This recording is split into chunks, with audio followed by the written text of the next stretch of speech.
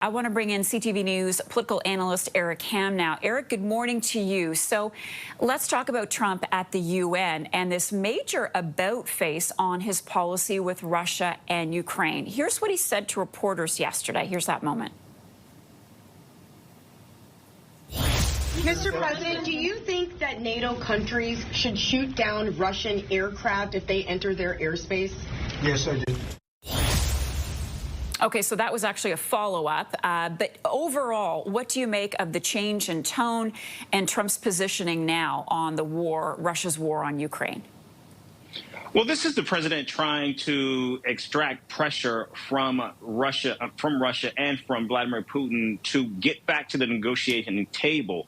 We know that there was a very contentious meeting within the UN Security Council on Monday that took place, and so what we saw from the president in the aftermath of that is, again, the president has made his central ethos now as a peacemaker, naming all of these conflicts that he has helped to thwart, but yet what continues to, I think, nag him is the fact that he cannot find any common ground between Russia and Ukraine as the fighting continues. And so I think what we're seeing from him is an effort to try to pressure Russia.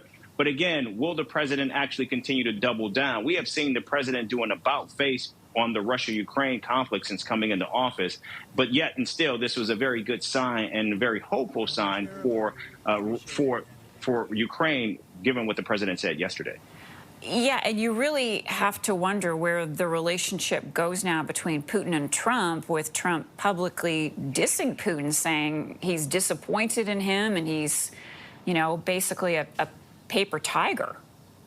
Well, yeah, but we've heard this from the president before about Russia. In fact, we know that there was a moment where the president said that if Russia did not come to the negotiating table, that there would be sanctions that he would add, but yet that did not happen.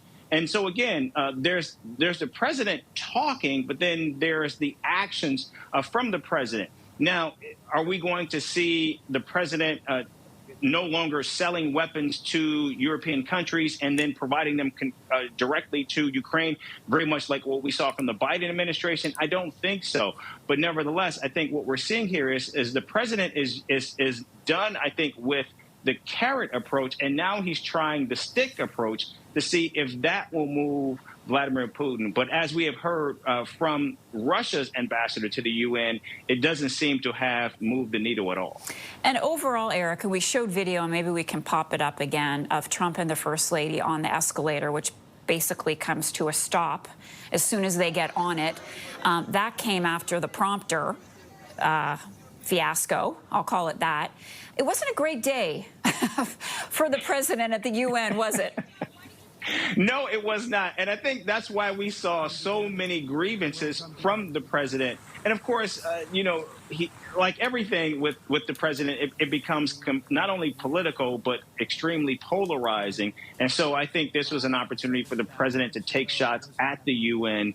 And while it certainly was not the audience, and I'm sure that speech landed very flat with those in the room, nevertheless, I think the president at least was making his point to his MAGA base, which we know that's what the president cares about. All right, Eric Ham for us. Eric, good morning, and appreciate you being with us.